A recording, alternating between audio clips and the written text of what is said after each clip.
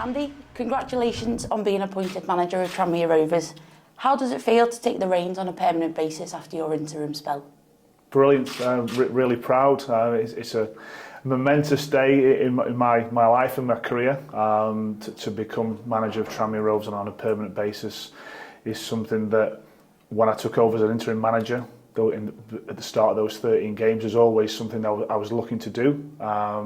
As a manager, you have to have a short, medium and long-term plan, and this was certainly part of it. And thank you to everyone who's contributed to me getting this opportunity with the football club. But now for me, it's about looking at the future and how can we grow the football club. We've obviously got a lot of work to do regarding recruitment. Some players have left the football club and they've done a really good job for the football club over the last few years. But now we have to look to the future. And recruitment is going to be a big part of what we're looking at in the short term. As you've just mentioned there, you've already made some key decisions about the squad for next season. Now that you've got the role permanently, how important is that stability for you to be able to continue to implement those decisions? Yeah, listen, since I took over, and certainly when Mark gave me the opportunity for the final 10 games of the season, it was something that we then started to quickly look at, and if I was successful during that period of time, what would the future then look at? So in terms of recruitment, profiling players, and what I want from certain positions, and then quickly identifying what the market looks like, and that's been a key part of what I've been doing for the last week or 10 days since the season finished. You managed to guide the team to safety and restore a massive amount of confidence in a relatively short period of time. What do you think were the key factors behind that turnaround? It was due to everyone, I've got to say, Anna. It wasn't just down to me and me being a change in the football club. It's down to everyone. We altered and we tweaked some things. Obviously, we had to, but it was a collective effort which managed to get on that good run of form and collect the amount of points that we did. So earlier on in the week was the announcement of 𝗬𝗢𝗨𝗥𝗧's departure. Are we likely to see any more changes in the backroom staff? Which, firstly, that I should say that good luck to 𝗬𝗢𝗪𝗏. It's something that he wanted to do, to become a manager in his own right. He's right at the start of that journey, and I spoke to him yesterday, and I will always be here for him to use and be a sounding board for him.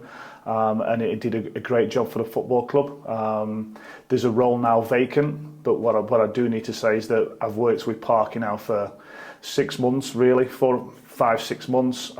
He's an unbelievable coach, really good level of coaching ability. His work ethic is second to none. I don't know how he manages to do the amount of work he does, I've got to be honest. But he also has given me lots of advice about this football club and what it means to represent this football club. He's been successful at this football club as a player, and there's no one giving more off the pitch, in the background, to make this football club successful again. And I want more Parkys to surround me. I want to bring more Andy Parkinsons to this football club, people who are desperate to improve, who are desperate to succeed, and I've got this football club at their heart. So looking ahead to next season, what are your immediate priorities as you begin to prepare? Well, as I said to you, when I took over for the 13 games, pre-season was blank. So we've started pre-season out. We've got a games schedule in place, so we know what pre-season now looks like. I've been going through a structured pre-season now for a number of seasons of the football clubs I've worked at, so that's all in place. Every session is mapped out. We know exactly what we're going to do from when we come back on the 19th of June. But my immediate priority now is recruitment. As I say, we had 16 players out of contract and 5 loans. So terms have been offered to some players. Unfortunately, some players have departed, and we wish them good luck going forward. But recruitment now, I've spoken to a number of players already. I've got more plans in place for next week, and we'll see how that develops. You've spoken about the fans previously and how big they've been in the success towards the end of the season. How important is the connection with the supporters at a club like Tranmere, and how do you plan to continue to build on that relationship? It's huge. I think it's the biggest thing, Hannah. I've got to be honest.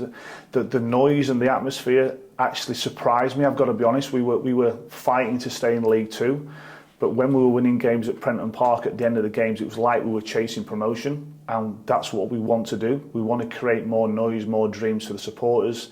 This is a place where the fans will forgive certain things, but there's some core basics that we have to provide every single game, and that is fighting and running and being desperate to win a game of football for Tranmere Rovers. They'll forget some other things, or they'll put up with it. We are a League Two football club with League Two players and League Two staff, but we have to fight, and we have to show passion for them, and that's what we'll be trying to do.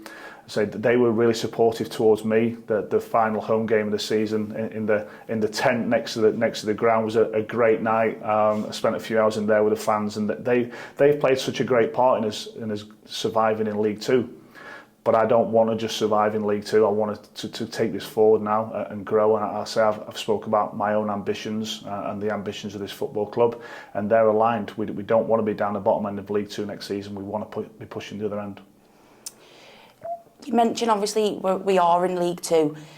How do you balance the expectations of the supporters with the realities of managing a lower league team? Well, the realities are the realities. We are a League Two football team, and people go on a lot about budgets, etc. But there's football clubs in League Two who had really good budgets last season and were not really successful.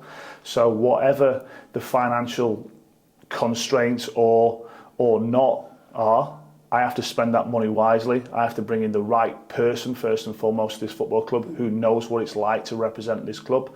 And so I've spoken to a number of players already, and it's the first thing I said to them, not about my ideas on the game, it was about this football club and what this football club means to the fans, to the area, and what you have to bring.